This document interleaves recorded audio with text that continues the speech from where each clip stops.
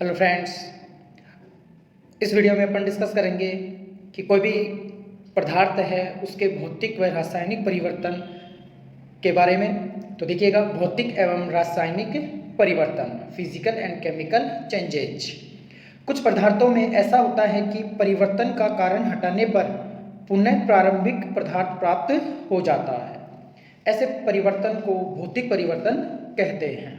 ठीक है, कि कोई भी पदार्थ है और उसका जो परिवर्तन का कारण हटा दिया जाए तो वह वापस अपनी पुनः या प्रारंभिक अवस्था में लौट आता है। ऐसे पदार्थों के जो परिवर्तन हो रहे हैं उनको भौतिक परिवर्तन कहा जाता है। जबकि दूसरी तरफ कुछ परिवर्तन ऐसे होते हैं जिनमें पदार्थों के संगठन ही बदल जाते हैं और नए पदार्थ बन जाते हैं।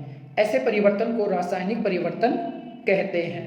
ठीक है, तो अपन बात कर सकते हैं कि किसी पदार्थ के दो प्रकार के परिवर्तन संभव हैं, भौतिक परिवर्तन और रासायनिक परिवर्तन। इसमें सबसे पहले अपन बात करते हैं भौतिक परिवर्तन की, फिजिकल चेंजेस की। ये वे परिवर्तन हैं जिसमें पदार्थ के भौतिक गुण तथा अवस्था में परिवर्तन होता है।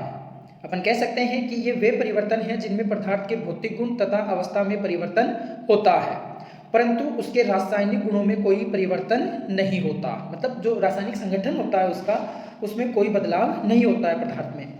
साथ ही परिवर्तन का कारण हटाने पर पुनः मूल पदार्थ प्राप्त होता है। अर्थात अपन कह सकते हैं कि जिस पदार्थ का परिवर्तन किया गया है उसके परिवर्तन में हुए परिवर्तन कारण को हटा लिया जाए तो वह पदार्थ वापस बन जाता है। जैसे कि जल H2O द्रव अवस्था में होता है, गर्म करने पर गैसीय अवस्था मतलब वाष्प बनाता है तथा ठंडा करने पर ठोस अवस्था बर्फ बनाता है। ये एक क्या है? भौतिक परिवर्तन है, भौतिक बदलाव है पदार्थ का।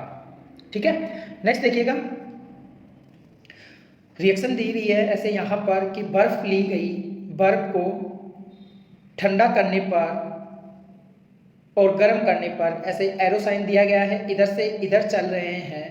तो यहाँ पर जल से ठंडा करने पर बर्फ बन जाता है और इधर से इधर चलते हैं तो बर्फ से गर्म करने पर जल वापस बन जाता है। ऐसे ही जल को गर्म करने पर वाष्प प्राप्त होती है और वाष्प को संघनन करने पर या वाष्प को संघनित करने पर क्या बन जाता है?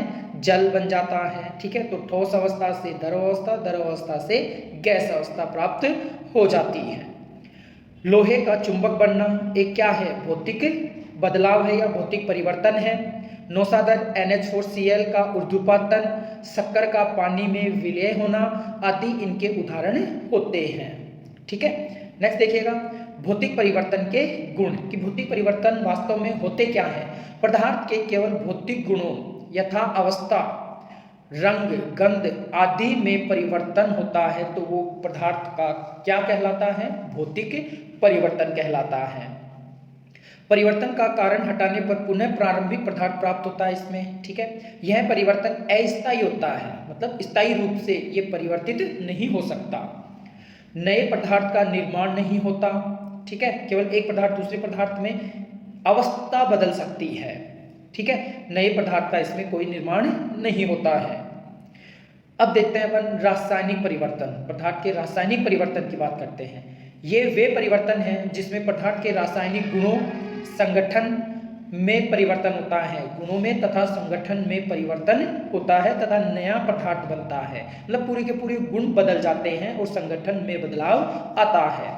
रासायनिक परिवर्तन होने पर परिवर्तन का कारण हटाने पर आवश्यक नहीं कि प्रारंभिक पदार्थ प्राप्त हो। यह निश्चित नहीं होता कि वास्तव में जो परिवर्तन का कारण है उसको हटा लिया गया है और वह वापस पुनः अपनी मूल अवस्था में वो या मूल पदार्थ में लौट आए, ऐसा आवश्यक नहीं है। जैसे कोयले को जलाने पर कार्बन डाइऑक्साइड गैस बनती है।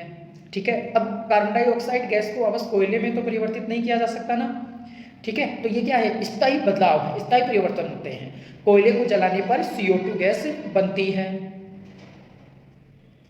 जैसे रिएक्शन दी हुई है, कार्बन, कोयला ठोस है, ऑक्सीजन की उपस्थिति में CO2 गैस बन गई। कार्बन में ऑक्सीजन की क्रिया से नए रासायनिक संगठन वाला पदार्थ CO2 बनता है तथा इस अभिक्रिया में CO2 से पुनः कोयला प्राप्त नहीं किया जा सकता। इसके अन्य उदाहरण दूध से दही जमना, बनी हुई सब्जी खराब होना, लोहे पर जंग लगना आदि, ये सभी क्या है? रासायनिक परिवर्तन है। रासायनिक परिवर्तन के गुण, रासायनिक परिवर्तन के फलस्वरूप बनने वाला पदार्थ रासायनिक गुणों व संगठन में प्रारंभिक पदार्थ से पूर्णतः भिन्न होता है। प्रारंभिक पदार्थ से पूर्णतः क्या रहेगा बेटा? भिन्न रहेगा। सामान्यतः पुनः प्रारंभिक पदार्थ प्राप्त नहीं किया जा सकता। ठीक है, यह परिवर्तन स्थायी होता है। तो ध्यान रखना, मुख्य अंतर जो होता है वो क्या होता है? इसमें परिवर्तन स्थायी है। नए पदार्थ का निर्माण होता है और जैसे ही बदलाव होगा एक पदार्थ से दूसरा नया पदार्थ बन जाता है। नेक्स्ट देखिएगा, भौतिक और रासायनिक परिवर्तन में अंतर। इंपॉर्टेंट पॉइंट है ये, रासायनिक परिवर्तन और भौतिक परिवर्तन। रासायनिक परिवर्तन में बनने वाला पदार्थ रासायनिक गुणों तथा संगठन में प्रारंभिक पदार्थ से पूर्णतः भिन्न होता है। मतलब गुण और संगठन दोनों ही क्या होते हैं? अलग अलग होते हैं। पदार्थ के केवल भौतिक गुणों जैसे अवस्था, रंग, गंध आदि में परिवर्तन होता है। मतलब संगठन क्या रहेगा? समान रहेगा।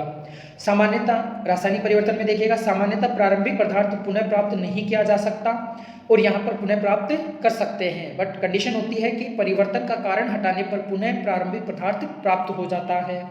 ठीक है, कि जो परिवर्तन का कारण है उसको रिमूव कर दिया जाता है, जिससे प्रारंभिक पदार्थ मिल जाता है। नेक्स्ट देखिएगा, यह परिवर्तन स्थायी होता है। ठीक है, यह परिवर्तन अस्थायी होता है। भौतिक परिवर्तन क्या होता है? अस्थायी होता है। इनमें नए पदार्थ बनते हैं। ठीक है, रासायनिक परिवर्तन में नए पदार्थों का निर्माण होता है। भौतिक परिवर्तन में पदार्थ का निर्माण, नए पदार्थ का निर्माण नहीं होता है। ठीक है, एग्जाम्पल देखिएगा, लोहे पर जंग लगना रासायनिक परिवर्तन है, बट बर्फ से जल बनना, जल से वाष्प बनना और वापस फिर वाष्प से जल बनना और जल से वाष्प बनना, बर्फ बनना, जल से बर्फ बनना। ठीक है, ये एक भौतिक परिवर्तन है और लोहे पर जंग लगना एक रासायनिक परिवर्तन है।